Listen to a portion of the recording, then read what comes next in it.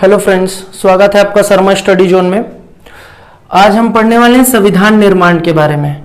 Britain के जो प्रधानमंत्री थे क्लेमेंट इटली, उन्होंने भारत के लिए एक संविधान निर्माण हेतु एक कैबिनेट मिशन जो 24 मार्च 1946 को भारत भेजा गया। उस कैबिनेट मिशन में जो सदस्य थे वो थे स्टेफर्ड क्रिप्स, जो इस मिशन के अध्यक्ष थे, और दो सदस्य थे पैथिक लॉरेंस एवं एसी अलेक्जेंडर। इस कैबिनेट मिशन का मुख्य उद्देश्य यह था कि हमारे देश के लिए एक संविधान का निर्माण करना। इस प्रस्ताव के तहत ये जो कैबिनेट मिशन है उसमें एक प्रस्ताव रखा गया था कि प्रत्येक 10 लाख आबादी के लिए एक प्रतिनिधि का प्रावधान संविधान सभा के गठन के लिए किया जाएगा।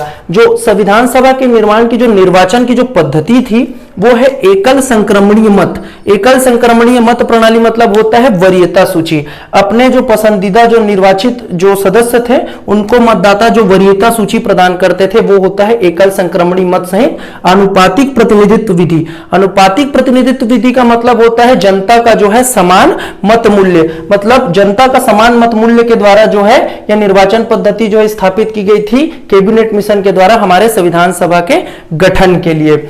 जो संविधान सभा का जो निर्वाचन था वो प्रांतीय विधानसभा से जो सदस्य चुने गए थे।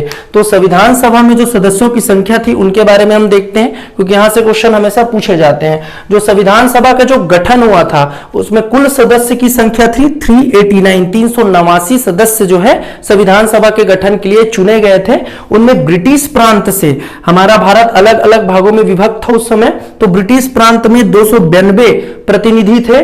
देसी रियासत से, जो देसी रियासतें थी उनमें से 93 प्रतिनिधि जो है चुनकर आए थे, और कमिश्नरी प्रांत से जो दिल्ली, अजमेर, मारवाड़ और चिल्स्तान, ये जो ब्रिटिश चिल्स्तान थे वहां से कमिश्नरी प्रांत से 4 जो है सदस्य संविधान सभा के गठन के लिए चुना गया था। यहां से क्वेश्चन ऐसे भी पूछा जाता है कि ये जो संविधान सभा में 389 जो सदस्य चुन के आए थे उनमें अनुसूचित जनजाति की संख्या कितनी थी? तो अनुसूचित जनजाति के लोग उसमें थे 33, और अनुसूचित जाति के जो सदस्य थे वो थे 26। 33 सदस्य जो अनुसूचित जनजाति से चुने गए थे, और अनुसूचित जाति से जो है 26 सदस्यों का चुनाव संविधान सभा के गठन के लिए किया गया था। इसमें कुल 15 महिलाएं भी शामिल थी। संविधान सभा के गठन में महिलाओं की संख्या थी 15।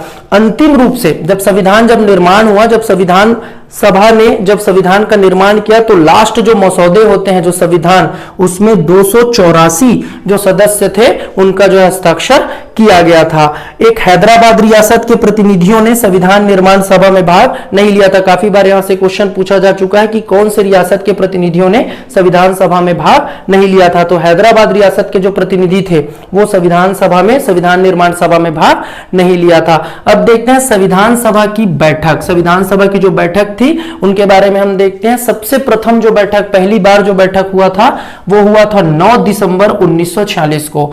9 दिसंबर 1946 को संविधान सभा की प्रथम बैठक हुई, जिसमें सच्चिदानंद सिन्हा को जो है अस्थायी अध्यक्ष के रूप में जो है घोषित किया गया था।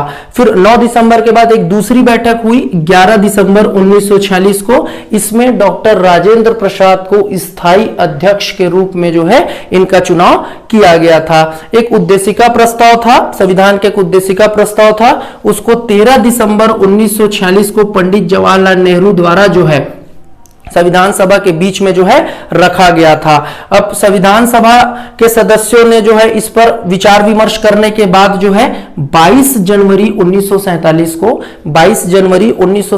को जो है संविधान सभा द्वारा इस उद्देशिका प्रस्ताव को पारित कर दिया गया। यहां से हमेशा क्वेश्चंस बनते हैं। संविधान सभा द्वारा जो है राष्ट्रीय ध्वज, जो हमारा जो राष्ट्रीय ध्वज है उसको 22 जुलाई 1947 को अपनाया गया था। पेपर में ऐसे क्वेश्चन आता है कि संविधान सभा ने राष्ट्रीय ध्वज को कब अपनाया था? तो 22 जुलाई 1947 को जो है संविधान सभा ने राष्ट्रीय ध्वज को अपनाया था। एक संविधान सभा के गठन के बाद एक प्रारूप समिति का भी गठन किया गया था। प्रारूप समिति में जो सदस्यों की संख्या थी वो 7 थी, और इस प्रारूप समिति की जो स्थापना हुई थी वो हुई थी 29 अगस्त 1947 को जो है गठित किया गया था प्रारूप समिति, जिसके अध्यक्ष थे डॉक्टर भीमराव अंबेडकर। तो पेपर में सीधे तौर पर यहां से क्वेश्चन आता है कि प्रारूप समिति में सदस्यों की संख्या कितनी थी, या प्रारूप समिति के अध्यक्ष कौन थे, या फिर ऐसे भी क्वेश्चन आते हैं कि प्रारूप समिति का गठन कब किया गया। संविधान बनने के बाद उसको अंगीकृत किया गया 26 नवंबर 1949 को। 26 नवंबर 1950 ये डेट बहुत ज्यादा इंपॉर्टेंट है क्योंकि 2015 से प्रतिवर्ष 26 नवंबर को विधि दिवस के रूप में मनाया जाता है। संविधान सभा की जो अंतिम बैठक हुई थी वो हुई थी 24 जनवरी 1950 को। 24 जनवरी 1950 को संविधान सभा की जो है अंतिम बैठक हुई थी।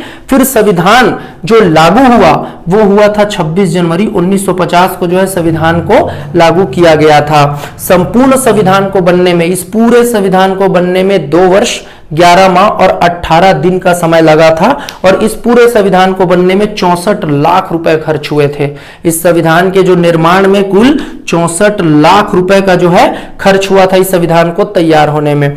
24 जनवरी 1950 को जब संविधान सभा का अंतिम बैठक हुआ उस दिन 3 बातें लागू हुई। उस दिन 3 बातें लागू की गई। एक, राष्ट्रपति का चुनाव किया गया डॉक्टर राजेंद्र प्रसाद जी के रूप में। राष्ट्रीय गीत, राष्ट्रीय गान जो हमारा था वो बना जन गण मन, और राष्ट्रीय गीत के रूप में जो है हमने वंदे मातरम को जो है अपनाया था। तो 24 जनवरी को जो 3 घटनाएं हुई थी, राष्ट्रपति डॉक्टर राजेंद्र प्रसाद और राष्ट्रीय गान जन गण मन और राष्ट्रीय गीत वंदे मातरम को जो है हमने 24 जनवरी 1950 को अपनाया था। चलिए ठीक, थैंक यू।